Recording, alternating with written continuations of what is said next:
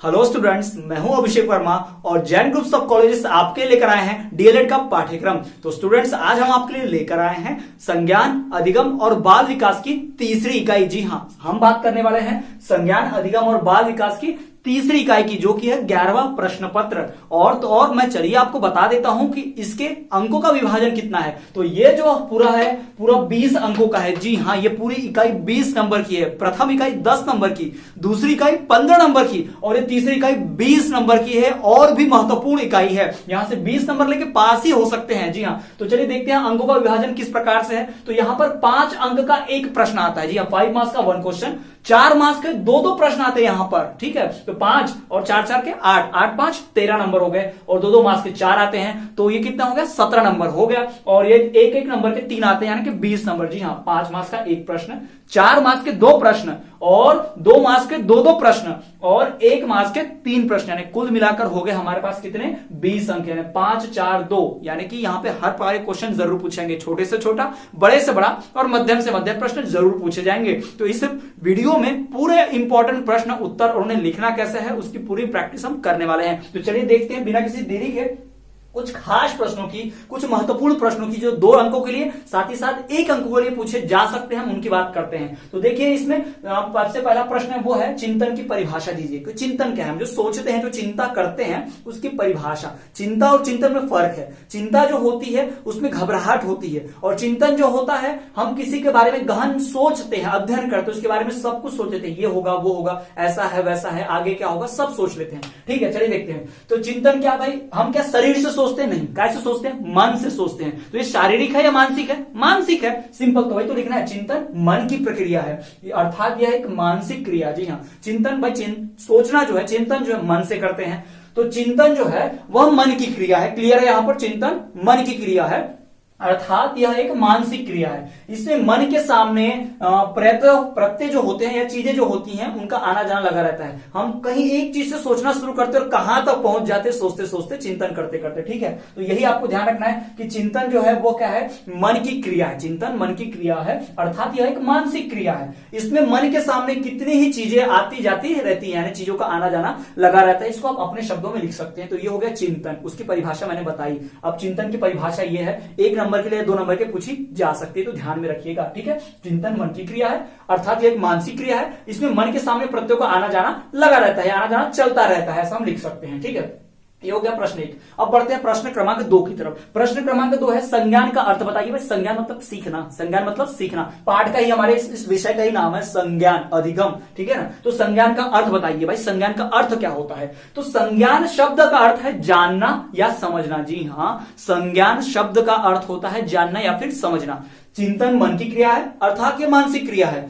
संज्ञान का अर्थ होता है जानना या समझना। तो परिभाषा याद रखिए दोनों की। ठीक है, संज्ञान का संज्ञान शब्द का अर्थ होता है जानना या फिर समझना। यह एक ऐसी बौद्धिक प्रक्रिया है जिसमें विचारों द्वारा ज्ञान प्राप्त होता है। जी हाँ, संज्ञान में क्या करते हैं, हम किसी चीज को जानते और समझते हैं। तो जानते और समझते कैसे हैं? सामने वाला जो शिक्षक होता है, जैसे फॉर एग्जाम्पल मैं अब शिक्षक हूं, तो मैं आपको सिखा रहा हूं, मैं अपने विचारों को आप तक पहुंचा रहा हूं, आप मेरी बातों को समझ रहे हो, जान रहे हो, तब जाकर आपके अंदर क्या हो रही है भाई, संज्ञान आ रहा है। आप जान पा रहे हो, समझ पा रहे हो, तो आप संज्ञान ले रहे हो। तो संज्ञान शब्द का अर्थ है जानना या समझना। यह एक ऐसी बौद्धिक प्रक्रिया है, बौद्धिक है ये भी मानसिक थी, ये भी बौद्धिक है, शारीरिक नहीं है, सब ध्यान रखिए। यह एक ऐसी बौद्धिक प्रक्रिया है जिसमें विचारों द्वारा ज्ञान प्राप्त होता है। अब आपको मैं बताता हूं एमसीक्यू वस्तुनिष्ठ प्रश्न कैसे आ सकते हैं, पूछ सकता है।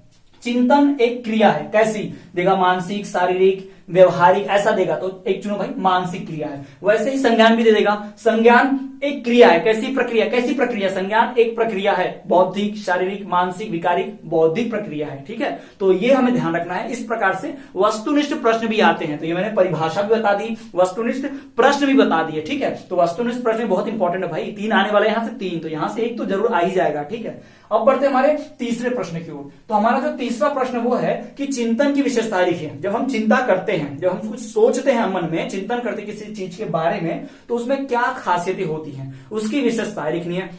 तो भाई, चिंतन की विशेषताओं की बात करते हैं तो देखिए, सबसे पहले इसमें मानसिक प्रक्रिया निहित होती है। चिंता क्या शारीरिक है? नहीं भाई, पहले तो हम जो डेफिनेशन लिखे ना, परिभाषा, वही एक विशेषता है उसकी कि चिंतन जो है एक मानसिक प्रक्रिया है, इसमें मानसिक प्रक्रिया निहित होती है, ऐसे लिखिएगा पूरा, इसमें मानसिक प्रक्रिया निहित होती है, या फिर चिंतन में मानसिक प्रक्रिया निहित होती है, ऐसा लिख सकते हैं।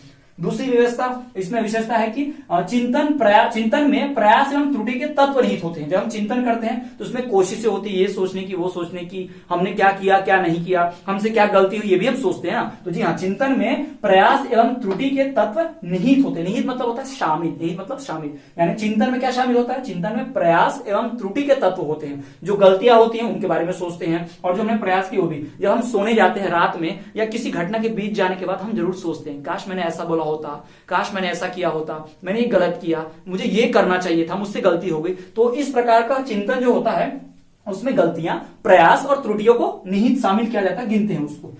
तीसरा है स्थूल से सूक्ष्म की ओर। जी हाँ, चिंता जो होती है बहुत बड़ा टॉपिक होता है, सोचते सोचते सोचते जाते हैं और आखिरकार लास्ट में सॉल्यूशन मिल जाता है, यानी प्रॉब्लम जीरो। दैट मीन्स कि स्थूल से सूक्ष्म की ओर चिंतन जो होता है वो स्थूल से सूक्ष्म की ओर चलता है, सूक्ष्म की ओर जाता है, यानी कि बहुत बड़े से बहुत छोटे की तरफ, यानी कि बहुत बड़ी प्रॉब्लम है हमें सोचना है। फॉर एग्जाम्पल आपको एक गणित का प्रश्न मिलता है तो आप उसको चिंतन करोगे, इसको कैसे हल करना है, पहले ये ले लेते हैं, फिर ऐसे करते हैं, फिर ऐसे से उत्तर आ जाएगा। फाइनली जब आपका उत्तर आ जाएगा तो जीरो, यानी चिंता पूरी खत्म हो गई ना, तो चिंतन ही खत्म हो गया। तो चिंतन एक ऐसी प्रक्रिया है जो स्थूल से यानी बहुत बड़े से सूक्ष्म यानी बहुत कम जीरो तक की ओर चलती है। ठीक।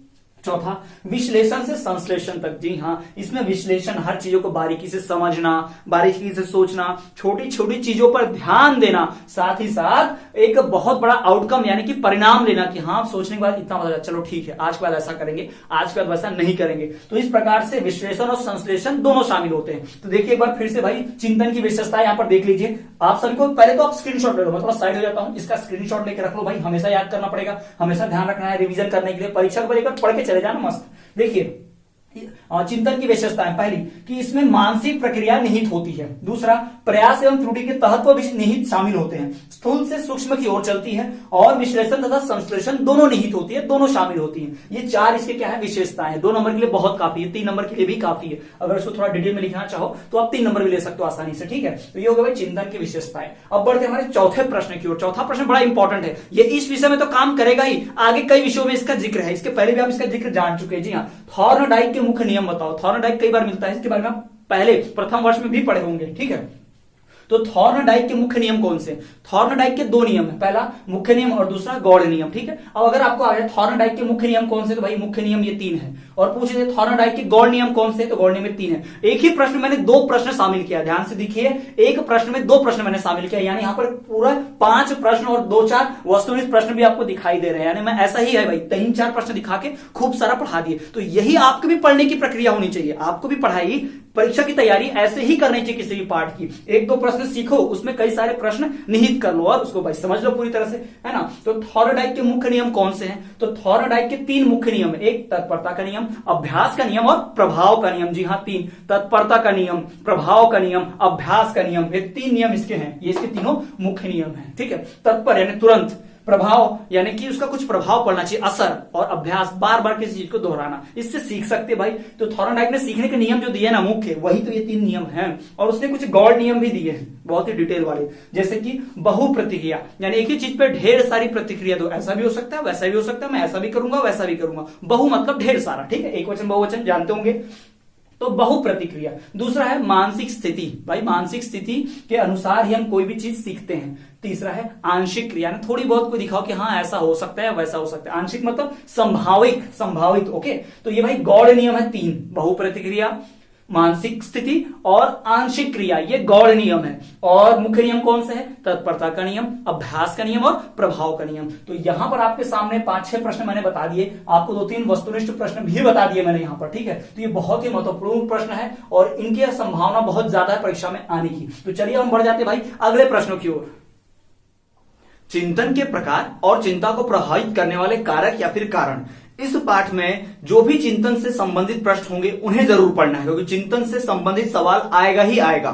ठीक है, तो हम तो बहुत महत्वपूर्ण प्रश्न जो चिंतन से संबंधित है उनकी बात करने जा रहे हैं, और बहुत ज्यादा संभावना की इसमें से एक प्रश्न पूछ देगा 5 नंबर के लिए या फिर 4 नंबर के लिए। तो बहुत ध्यान से पढ़ लीजिए ये 2 प्रश्न। चिंतन के विभिन्न प्रकारों को समझाइए कि चिंतन के कौन कौन से प्रकार होते हैं, टाइप्स ऑफ चिंतन, प्रकार। ठीक है, और चिंतन को प्रभावित करने वाले अनुकूल एवं प्रतिकूल परिस्थितियों को एक कारक लिखिए, चिंतन को प्रभावित करने वाले कारण लिखिए, या ब्राह्म अनुकूलन कारक जो चिंता को प्रभावित करते हैं, वगैरह वगैरह, है ना। सभी प्रश्न कोई भी आए उत्तर ऐसा ही लिखना है। ठीक है, चिंता को प्रभावित करने वाले कारक, ठीक वो। और पहला जो हमारा प्रश्न है वो क्या, विभिन्न प्रकार, चिंता के जो टाइप्स होते प्रकार होते हैं उनकी बात करनी है। तो चलिए हमारे 5वें प्रश्न की सबसे पहले पढ़ते हैं कि चिंतन के विभिन्न प्रकारों को समझाइए। आपको बहुत ज्यादा रखना नहीं है, आपको सिर्फ ये पॉइंट याद रखना है कि कौन कौन से टाइप के होते हैं, बस पॉइंट याद रखिए। फिर उसके अंदर की थ्योरी आपको खुद लिखना 4-5 लाइन की। जैसे जैसे मैं समझाऊंगा ध्यान से सुनिए, समझिए, पुस्तक में पढ़िए और उसे परीक्षा में लिखकर आ जाइएगा। चलिए देखते हैं पहला, चिंतन के विभिन्न प्रकारों को समझाइए। चिंतन के विभिन्न जो प्रकार होते हैं, टाइप्स होते हैं, उनको समझाना है भाई। तो चलिए देखते हैं, पहला है प्रत्यक्षात्मक चिंतन। प्रत्यक्षात्मक, प्रत्यक्ष यानी जो हमारे सामने हो। जी हाँ, प्रत्यक्षात्मक चिंतन में क्या होता है, ऐसे प्रकार का चिंतन है। देखो अगर आपको 5-6 याद है और आपको एग्जाम में लिखना है तो आप क्या करो, पहले लिखो प्रत्यक्षात्मक चिंतन, फिर डैश देके आगे थ्योरी लिखनी पड़ेगी हमें, आगे कई सारे वाक्य लिखने पड़ेंगे, हम थोड़ा सा पैराग्राफ लिखेंगे। कैसे लिखेंगे कि प्रत्यक्षात्मक चिंतन एक ऐसे चिंतन की क्रिया है जिसमें प्रत्यक्ष चीजों को, सामने हो रही चीजों को, वर्तमान में हो रही चीजों को देखते हैं हम। जी हाँ, प्रत्यक्ष मतलब होता है सामने, प्रेजेंट, वर्तमान में। तो वर्तमान में जो चीज हमारे सामने है उसको ध्यान में रखते हुए हम जो सोचते हैं, चिंता करते हैं, उसे प्रत्यक्षात्मक चिंतन कहते हैं। ठीक है, इसमें सामने प्रत्यक्ष रूप से व्यवस्थित उपस्थित वस्तु को सोचकर उसके बारे में चिंतन कर कर हम अंदाजा लगाते हैं। फिर दूसरा है कल्पनात्मक चिंतन। ये दोनों अपोजिट है, एकदम एक दूसरे के विपरीत है। प्रत्यक्ष में सामने प्रेजेंट है, कल्पनात्मक में भाई कल्पना करते हैं, सामने हमारी चीज नहीं होती उसके बारे में। जैसे उदाहरण के तौर पर यदि हम भगवान के बारे में चिंतन करते हैं तो ये प्रत्यक्ष व कल्पना, जो हमारे सामने तो नहीं होते तो हम क्या करेंगे, कल्पनात्मक चिंतन करेंगे। यदि हमारा भगवान से कभी सामना हुआ या भगवान से हम कभी मिले या भगवान होते होंगे तो कैसे होंगे, ये कल्पनात्मक चिंतन होता है। तो कल्पनात्मक चिंतन ऐसी चिंतन की क्रिया है, ऐसा प्रकार है जिसमें व्यक्ति कल्पना के आधार पर, अभी देखी गई चीजों को कल्पना के आधार पर भविष्य में उसकी चिंतन करता कि भविष्य में क्या होगा। ठीक है, हो गया कल्पनात्मक। और प्रत्यक्षात्मक प्रत्यक्ष हमारे सामने होता है। ठीक, तो ये दोनों तो एक दूसरे के विपरीत है, आप समझ पा रहे हैं। अब तीसरा, अनिर्देशित चिंतन। अनिर्देशित मतलब किसी ने कुछ कहानी सोचने को और हमारे पास लक्ष्य नहीं है, जो चाहे वो सोच रहे हैं, जैसे सोचना वैसे सोच रहे हैं। तो अनिर्देशित चिंतन एक ऐसी क्रिया है जिसमें व्यक्ति बिना किसी लक्ष्य, बिना किसी निर्देश के चिंतन करते रहता है और ये चिंतन चलते रहता है। तो हमें ध्यान क्या देना है कि अनिर्देशित चिंतन जो है ये किसी लक्ष्य के बिना ही होता है। तो इसमें बहुत समय लग जाता है और कई गलत तरीके से भी सोचते हैं। क्यों, इसमें कोई निर्देश नहीं है, क्या सोचना है पता ही नहीं, किसके लिए सोचना है नहीं पता। जब हमें लक्ष्य ही नहीं पता तो हम जरूर रास्ते से भटकेंगे, यहाँ पे चलते रहेंगे। तो चिंतन इसमें चलते रहता है। तो ये ऐसे प्रकार का चिंतन है जिसमें कोई लक्ष्य निर्देश नहीं होता है, व्यक्ति अपने मन से, अपने मनन से ही चिंतन करते रहता है। फिर आता है चौथा, परावर्तित चिंतन। परावर्तित चिंतन जो है बहुत ही उच्च स्तर का चिंतन है। जी हाँ, इस बात को ध्यान रखिए, परावर्तित चिंतन जो है उच्च स्तरीय का चिंतन है। इसके लिए दिमाग, समझ चाहिए। इसमें किसी भी चीज की बारीकी से उसका अध्ययन करते हैं, उसके बारीक बारीक चीजों को समझते हैं। तो परावर्तित चिंतन एक ऐसा चिंतन की क्रिया है जो बहुत ही उच्च स्तरीय होती है। इसमें किसी भी वस्तु, किसी भी विषय पर गहन अध्ययन किया जाता है और उसके बारे में सब कुछ जानकारी ली जाती है, उसके बारे में सोचा जाता है। यह परावर्तित चिंतन। उसके बाद है तार्किक चिंतन। तार्किक चिंतन जो होता है ये सर्वश्रेष्ठ स्तर का चिंतन है। जी हाँ, ये उच्च स्तरीय। परावर्तित चिंतन जो है उच्च स्तर का, बहुत हाई लेवल की थिंकिंग है। लेकिन तार्किक चिंतन जो होता है तर्क देना, यानी कि अगर आप किसी चीज के बारे में पूरी जानते हो तभी तो तर्क दे पाओगे ना, पूरा ज्ञान होना चाहिए। तो ये सबसे अपेक्षाकृत सबसे ऊंचा स्तर का चिंतन है। तार्किक चिंतन जो है ये सर्वश्रेष्ठ स्तर का चिंतन है। परावर्तित चिंतन उच्च स्तर का चिंतन है, तार्किक चिंतन जो है सर्वश्रेष्ठ स्तर का चिंतन है। इसमें क्या होता है, व्यक्ति चीजों को समझकर तर्क देता है और हर बात का तर्क होना चाहिए। जैसे पृथ्वी गोल है तो उसके पीछे का तर्क चाहिए, पृथ्वी गोल गोल ही क्यों घूमती है उसके पीछे का तर्क चाहिए। कोई भी सामान हम फेंकते हैं ऊपर तो पृथ्वी पर ही आकर गिरती है, ऐसा क्यों, उसके पीछे का तर्क। जी हाँ, इसके लिए हमें गुरुत्वाकर्षण के बल का ज्ञान होना चाहिए, वो कैसे आया ये भी ज्ञान होना चाहिए। यानी कि तार्किक चिंतन में चीजों का गहन अध्ययन, उनका प्रभाव, ये सब कुछ जानकारी होनी चाहिए, तब जाके हम तर्क दे पाते हैं, तब जाके हम तार्किक चिंतन को कर पाते हैं। उसके बाद हमारा छठवां जो है वो है निर्देशित चिंतन। यह अनिर्देशित चिंतन का उल्टा है। निर्देशित चिंतन, अनिर्देशित चिंतन में कोई लक्ष्य नहीं था, जबकि निर्देशित चिंतन में एक लक्ष्य निर्धारित होता है कि भाई यही सोचना है। उदाहरण के तौर पर परीक्षा में आपको एक ऐसा प्रश्न दे दिया जाएगा कि चिंतन को प्रभावित करने वाले अनुकूल कारक लिखिए, तो आप सोचेंगे कि चिंतन को प्रभावित करने वाले, आपके पास एक लक्ष्य है, क्या सोचना है। अब क्या नहीं सोचना है, अगर आपको बताया ही नहीं गया, प्रश्न ही नहीं है, तो क्या उत्तर लिखेंगे, हम क्या सोचेंगे, तो वो अनिर्देशित हो गया। और निर्देशित चिंतन में क्या होता है, हमारे पास निर्देश होता है कि भाई कारण लिखने हैं, तो कारण क्या हो सकते हैं, सोचो, उसके बारे में चिंतन करो और लिख दो। तो इसमें लक्ष्य बराबर पहले से निर्धारित होता है, पूर्व निर्धारित होता है, कम सोचना पड़ता है और फटाफट इसमें सोचकर निष्कर्ष पर पहुंचा जा सकता है। तो ये हो गया निर्देशित चिंतन। तो यहां पर आप देख पाएंगे प्रत्यक्षात्मक चिंतन, जो प्रत्यक्ष चीजों को देखकर होता है, प्रत्यक्ष हमारे सामने प्रत्यक्ष चीजों को देखकर चिंतन करते हैं। कल्पनात्मक चिंतन, ये हमारे प्रत्यक्ष में नहीं, हमारी कल्पना में होती है, भविष्य में होती है, भविष्य की चीजों को देखकर चिंतन करते हैं। तीसरा है अनिर्देशित चिंतन, जी हाँ, जिसमें किसी लक्ष्य के बिना ही चिंतन किया जाता है, समय बहुत लगता है।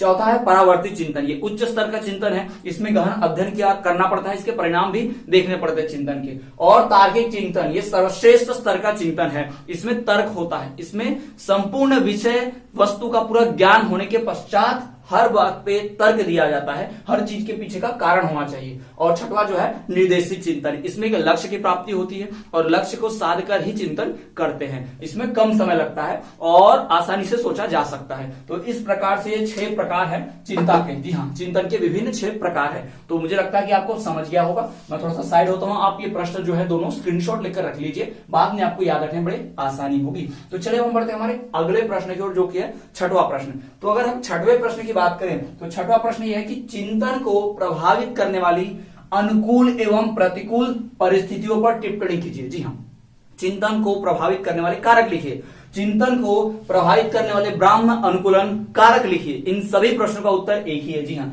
चिंता क्यों प्रभावित होती है? अगर आप चिंतन कर रहे हैं, आप सोच रहे हैं, तो आपकी थिंकिंग, आपकी सोच किन वजहों से प्रभावित होती है, किन चीजों से उस पर फर्क पड़ता है, उस पर असर पड़ता है, यही सारी बातें हमें लिखनी है। तो यहां पर देख पाएंगे आप, यहाँ पे हमारे पास कुल 10 ऐसे कारक है जिससे चिंता पर प्रभाव पड़ता है। तो 10 में से 7-8 भी लिखा है तो बहुत है, आपको यहाँ 10 बता रहा हूं, जितना याद है उतना लिखते जाइएगा, ठीक है। तो चलिए देख लेते हैं कौन कौन से कारक है। भाई पहला कारक है सशक्त प्रेरणा। सशक्त प्रेरणा मतलब होता है कभी भी आप अगर चिंता कर रहे हैं और आपके पास कोई प्रेरणा नहीं है, यानी कोई आपके पास रीजन, कोई मोटिव नहीं है कि क्यों सोचना है, क्यों चिंतन करना है, अगर आपके पास, भाई ये अनिर्देशित चिंतन की तरह नहीं होना चाहिए, ठीक है। अगर आपके पास प्रेरणा है, जैसे मान लो आप परीक्षा हॉल में बैठे हैं और आप किसी प्रश्न का चिंतन कर रहे हैं, उत्तर का चिंतन कर रहे हैं, तो अर्थात क्यों कर रहे हैं? क्योंकि आपके पास प्रेरणा की, अगर नहीं लिखूंगा तो नंबर कट जाएंगे, तो फेल भी हो सकता हूं, और लिख दिया नंबर मिल जाएगा तो पास हो जाऊंगा अच्छे नंबर से। तो भाई ये जो है सशक्त प्रेरणा होनी चाहिए। अगर आपके पास प्रेरणा है, अच्छी सशक्त मोटिवेशनल चीज है जिसके वजह से आप सोचेंगे तो बढ़िया से आप सोच पाएंगे, ठीक है।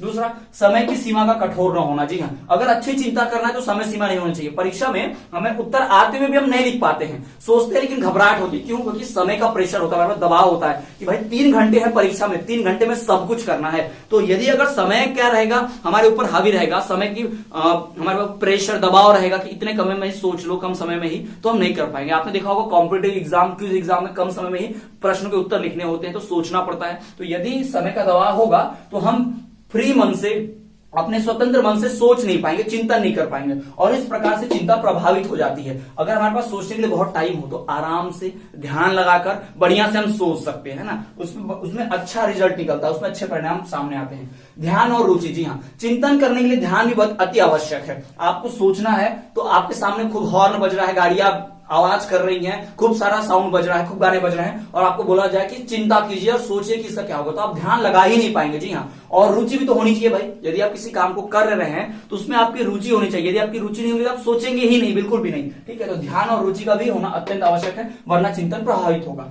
और है संवेग। जी हाँ, संवेग जो है संवेदात्मक चीज भी होनी चाहिए। अगर हमारी इच्छा होगी सोचने की तो हम सोचेंगे, नहीं होगी तो नहीं सोचेंगे। और सोचते वक्त, चिंतन करते हुए कोई रुकावट, कोई बाधा नहीं होनी चाहिए, वरना क्या हो जाएगा, सोचने की जो क्षमता है कम होगी, उसमें बाधा पड़ेगी। उदाहरण के तौर पर यदि मैं कुछ सोच रहा हूं प्रश्न का उत्तर, तो अचानक से कोई शिक्षक या शिक्षिका आके मेरे आंसर शीट चेक करने लग गया, तो मैं सोचना बंद करके उस पर ध्यान देने लग जाऊंगा। तो इससे क्या होगा भाई, मेरे चिंतन की जो क्रिया हो प्रभावित हो जाएगी, ठीक है। उसके बाद है प्रत्यय, भाषा। जी हाँ, प्रत्यय और भाषा भी तो बहुत महत्वपूर्ण है कि अगर हम जो भी चिंतन करते हैं वो खास भाषा में ही करते हैं। अगर हमें भाषा का ज्ञान ना हो और चिंतन करने बोला जाए तो कैसे करेंगे?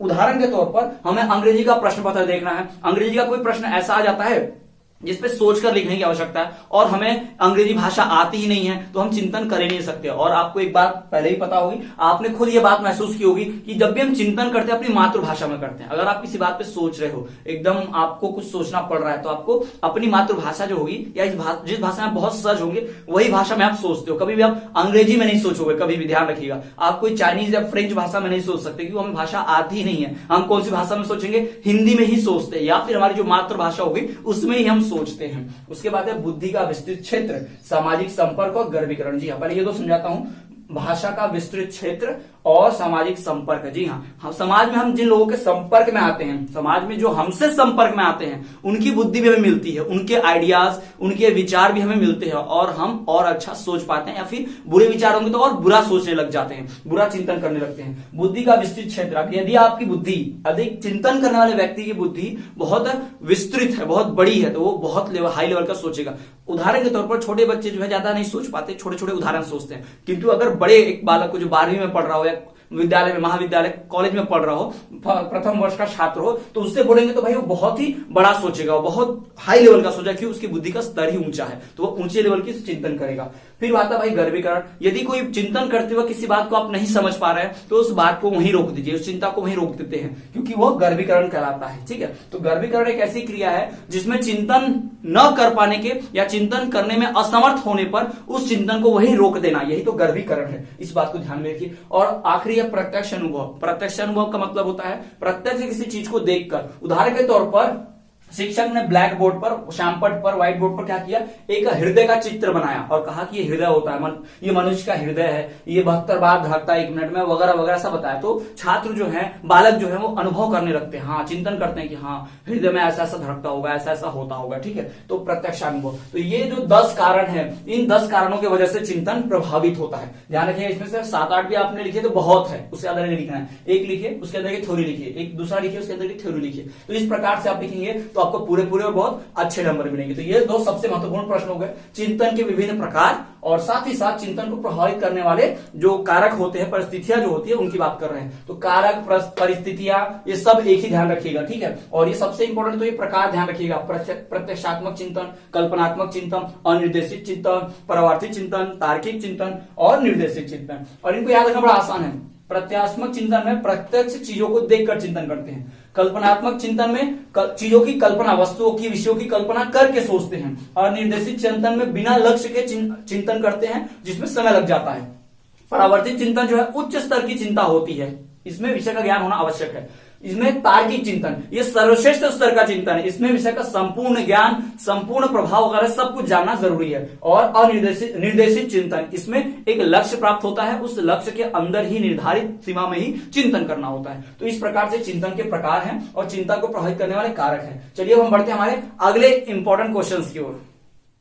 अनुभाविक अधिगम। जी हाँ, अनुभव के आधार पर अधिगम यानी कि सीखना बहुत ही महत्वपूर्ण विषय है, जिस पर प्रश्न पूछा जा सकता है। तो चलिए हम उसकी बात करते हैं। हमारा जो अगला 7वां प्रश्न है वह है अनुभाविक अधिगम का परिचय। जी हाँ, अनुभाविक अधिगम क्या होता है, अनुभाविक अधिगम की प्रकृति क्या होती है और अधिगम के चरण क्या होता है। जी हाँ, ये इतने प्रश्नों के उत्तर हम एक ही में लिखने वाले हैं। हो सकता है शॉर्ट में आए तो भी आप लिख सकते हैं, यदि लॉन्ग में आ जाए, दीर्घ उत्तरीय, अति दीर्घ उत्तरीय में आ जाए, तब भी हम यहाँ पर लिख सकते हैं। तो चलिए हम बढ़ते हैं अपने प्रश्न की ओर कि अनुभाविक अधिगम का परिचय दीजिए कि अनुभाविक अधिगम क्या होता है। आप नाम से ही समझ पा रहे होंगे। जी हाँ, आपने नाम से समझ लिया होगा कि अनुभाविक अधिगम यानी अनुभव के आधार पर अधिगम। जी हाँ, अनुभव के आधार पर सीखना ही क्या कहलाता है भाई, अनुभाविक अधिगम कहलाता है। जी हाँ, स्वयं के अनुभव से सीखना ही अनुभाविक अधिगम है। बालक अनुभव के माध्यम से ही सीखता है। अगर छोटे बच्चों की बात करें तो वो नई चीजें नहीं सीखते, वो एक ही चीज को कई बार कर अपने अनुभव के आधार पर सीखते हैं। एग्जाम्पल के तौर पे, उदाहरण के तौर पे, यदि बालक किसी गर्म चीज को छूता है, उसके हाथ जलते हैं, तो अगली बार से किसी भी गर्म चीज को छूने से पहले वो ध्यान रखता है, उसे नहीं छूता है, क्योंकि उसे पता है इससे क्या हो जाएगा, जल सकता है। तो यानी कि उसके अनुभव के आधार पर वो सीख चुका है कि उसे दूर रहना उन चीजों से। तो यही है भाई अनुभाविक अधिगम। स्वयं के अनुभव द्वारा सीखना ही अनुभाविक अधिगम कहलाता है। और बालक जो है अनुभव के माध्यम से ही सीखता है। अनुभाविक जो अधिगम है बहुत सही होता है, बहुत अच्छा माना जाता है। क्यों? क्योंकि इसमें प्रत्यक्ष रूप से चीजों को कर देखना पड़ता है, तभी तो अनुभव आता है। उदाहरण के तौर पर यदि शिक्षक आपको कक्षा में ये पढ़ा दे कि भाई ये एनिमल सेल, प्लांट सेल, यानी कि ये जानवरों वाली कोशिकाएं, मानव कोशिकाएं, प्लांट वाली कोशिकाएं जो होती, पौधों वाली कोशिकाएं, आपने पढ़ा होगा बचपन में, उनकी बात की जाए। लेकिन अगर उनको हम उसे बनाकर ना दिखाएं, अगर माइक्रोस्कोप से, यंत्र से उसे जाकर देखना जाए, सूक्ष्मदर्शी यंत्र से, तो हमें पता भी नहीं चलेगा। जी हाँ, तो वो लैब में ले जाकर, है ना, जहां पे प्रयोगशाला होती है वहां प्रयोग कर दिखाए जाते हैं। जी हाँ, तो यही चीजें जो है प्रयोग के माध्यम से ज्यादा समझती हैं। इसलिए अधिगम के लिए सबसे उपयुक्त कोई विधि कही आती है तो होती है कौन सी विधि, अनुभविक अधिगम। जी हाँ, अनुभव के आधार पर सीखना। तो चलिए अनुभविक अधिगम की कुछ प्रकृति होती है, क्या क्या इसकी खासियत होती है। तो अनुभविक अधिगम में भाई करके सीखना होता है। जी हाँ, प्रैक्टिकल, आपके प्रैक्टिकल एग्जाम होते हैं, डीएलएड वालों को स्कूलों में जाकर पढ़ाना होता है, ट्रेनिंग कोर्स कंप्लीट करना होता है, फर्स्ट ईयर में भी और सेकंड ईयर में भी। जी हाँ, तो अनुभविक अधिगम प्रकृति क्या है, करके सीखना, यहाँ पर कार्य करके सीखा जाता है। दूसरा अनुभाविक सामाजिक समूह प्रक्रिया। जी हाँ, अनुभव के आधार पर समाज में जितनी भी प्रक्रियाएं करते हैं, उदाहरण के तौर पर यदि आप क्या कर रहे हैं, समाज में आपने एक बार देवी का जागरण किया, नवरात्रि का उत्सव मनाया, तो आप क्या करेंगे, देवी बिठाएंगे, चंदा करेंगे, भंडारा कराएंगे, प्रसाद कैसे होता है, आरती कैसे होती है, वगैरह वगैरह, इतना सब मैनेज करना, ये सब व्यवस्था जो है अनुभव से आ जाती है। प्रथम बार में हमसे कुछ प्रथम दृष्टया में कुछ गलतियां होंगी, लेकिन अगले वर्ष जब यही कार्य किया जाएगा तो उसमें कई सारी गलतियों को हम भूल जाएंगे, दूर कर देंगे। जी हाँ, तो अनुभव के आधार पर हम समाज में जो प्रक्रियाएं होती हैं वो उसी प्रकार से चलती है। अनुभव के आधार पर समाज में क्या होता है, समाज में कैसे रहना चाहिए, ये सब कुछ अनुभव के आधार पर आता है। जी हाँ, तो हम समाज में रहने योग्य कैसे बनते हैं, कैसे सीखते हैं, समाज की बातों को कैसे सीखते हैं, अनुभव के आधार पर सीखते हैं। क्योंकि ऐसा कार्य नहीं करना चाहिए वरना लोग बुरा मानते हैं, समाज के लोग हमारा साथ नहीं देंगे अगर हम ऐसा करेंगे। तो ये अनुभव के आधार पर आता है। हो सकता है स्वयं के अनुभव के आधार पर आए, हो सकता है दूसरों के अनुभव के आधार पर आ जाए, उसने ऐसा किया तो उसके साथ बुरा हुआ, हम ऐसा नहीं करेंगे। तो ये हमारा अनुभव दूसरों को देख कर आया। ठीक है, तो अनुभव जो है, अनुभाविक अधिगम जो है, अनुभाविक अधिगम स्वयं के अनुभव से एवं दूसरे के अनुभव से भी आ सकता है, इस बात को ध्यान में रखिए। तीसरा, दैनिक अनुभव के द्वारा व्यक्तिगत अनुभव। जी हाँ, हम दैनिक अनुभव यानी कि हम रोज जो कार्य करते हैं उससे हमें अनुभव हो जाता है कि भाई हमें ऐसा ऐसा कार्य करना है। उदाहरण के तौर पर यदि कोई शिक्षक पढ़ाता है तो उसे पढ़ाने का अनुभव हो जाता है, तो कभी भी पढ़ा सकता है, कैसे पढ़ा सकता है, पढ़ाना सीख जाता है। जी हाँ, डेली रोज दैनिक वो पढ़ाकर रोज प्रत्येक दिन वो पढ़ाकर सीख जाता है और उसे पढ़ाना आ जाता है। तो दैनिक अनुभव के द्वारा भी व्यक्ति जो है खुद के अनुभव को सीख सकता है, खुद सीख पाता है, अधिगम कर पाता है। और चौथा जो है कक्षा में अनुभाविक अधिगम। जी हाँ, कक्षा में अनुभाविक अधिगम, कक्षा में अनुभव करवाकर, उदाहरण के तौर पर कक्षा में संगीत, नाटक, नृत्य या कोई और खेल खिलाकर या फिर वाद विवाद प्रतियोगिता आयोजित कराकर उन्हें अनुभव दिया जा सकता है कि भाई कैसे हम सीखते हैं, कैसे अधिगम किया जा सकता है। जी हाँ, अनुभाविक अधिगम इसी प्रकार से होगा। अगर मान लो हमें शिक्षक को, कोई सामाजिक विज्ञान का शिक्षक है, उसे क्या कराना है, कौन सी पॉलिटिकल पार्टी, कौन सी राजनीतिक पार्टी सही है, जैसे कि कांग्रेस सही है, बीजेपी सही है, अगर इस बात का बच्चों को सिखाना है, परिचय देना है, तो कक्षा में वाद विवाद करा दो, दो ग्रुप बना दो, जो कांग्रेस को सपोर्ट करते हो, जो ग्रुप बना दो जो बीजेपी को सपोर्ट करते हो, और उन्हें कहो कि भाई कांग्रेस की अच्छी बातें बताओ, बीजेपी की अच्छी बातें बताओ, आप बीजेपी की बुराई करो, आप कांग्रेस की बुराई करो। इस प्रकार से बालक जो है खुद के अनुभव देखेंगे, एक दूसरे के विचार देखेंगे, सीखेंगे, तो इससे उन्हें अनुभव होगा। तो इस प्रकार का अनुभव जो है कक्षा में उन्हें सीखने में बहुत मदद करता है। तो इस प्रकार की चीजें शिक्षक के द्वारा जरूर अवश्य ही करानी चाहिए कक्षा में, तो वो सीख पाता है। चलिए अब हम बढ़ते हैं अधिगम के चरणों की तरफ कि अधिगम कौन कौन से स्टेप बाय स्टेप कैसे होता है ना। प्रथम चरण, द्वितीय चरण, तीसरा चरण, मतलब यहाँ पर बारी बारी से क्या क्या करते हैं। तो सबसे पहले अधिगम से पहले, सीखने से पहले सीखने की तैयारी करनी पड़ती है। उदाहरण के तौर पर यदि आपको गणित का सवाल सीखना है तो आपको गणित के कुछ सूत्र याद होने चाहिए, और पूर्व जो गणित का बेसिक नियम होता है, प्लस माइनस का नियम है ना, मल्टीप्लाई डिवाइड, इसका जो नियम होता है वो आपको पहले से पता होना चाहिए। ठीक है, तभी आप सीख पाएंगे गणित के प्रश्न। दूसरा, अधिगम अर्जन। जी हाँ, अधिगम अर्जित करना भी आपको आना चाहिए। पहला है अधिगम सीखने की तैयारी, कैसे सीखना है उसकी तैयारी करनी पड़ेगी। दूसरा, अधिगम का अर्जन। अभी मैं आपको यहाँ हिंदी भाषा में समझा रहा हूं, अगर आपको हिंदी भाषा नहीं आती तो क्या सीख पाते, नहीं सीख पाते थे ना। अधिगम की तैयारी, ये सीखने की तैयारी आपने पहले ही कर ली थी, पूर्ववत में ही आपने हिंदी भाषा सीख रखी है, इसलिए आप यहाँ पर अभी अधिगम कर पा रहे हैं। यानी कि पहला चरण में आपने कर लिया था पहले ही कि सीखने और अधिगम की तैयारी आप ऑलरेडी कर चुके थे, तो आप अभी सीख पा रहे हैं। दूसरा, अधिगम अर्जन, यानी कि अधिगम को अर्जित करना, यानी जब कोई सिखा रहा है, सीखने का समय तो उसे सीखना अपने मन से। जी हाँ, उसे अधिगम अर्जन कहते हैं। तीसरा जो है अधिगम का अंतरण, यानी सीखी हुई बात को धारण ग्रहण करना और संभाले रखना, कि आपने सीख तो लिया लेकिन उसे भूलना नहीं है, बनाए रखना है, संभाले रखना है, तो वो होता है अनुभव, अधिगम का अंतरण। तो यहां पर हमने प्रश्न पढ़ा कि अनुभाविक अधिगम का परिचय दीजिए। अनुभव के आधार पर सीखना, अनुभव के आधार पर अधिगम करना, यही तो हमारा क्या है, अनुभाविक अधिगम है। बालक अनुभव के द्वारा ही सीखता है। इसमें आप और थ्योरी लिख सकते हैं चाहे तो। उसके बाद आप देखेंगे भाई अनुभाविक अधिगम की प्रकृति, इसमें चारों लिखिएगा। पहला लिखिए करके सीखना, तो उसमें आप देख पाएंगे भाई यदि करके किसी कार्य को सीखा जाए तो बहुत सरल होता है, आसान होता है, और वो लंबे समय तक याद भी रहता है। तो ऐसे एक पॉइंट लिख के उसमें कुछ कुछ थ्योरी लिख के आप ऐसा लिख सकते हैं पूरा उत्तर। तो ये हो गया हमारा प्रश्न क्रमांक 7वां।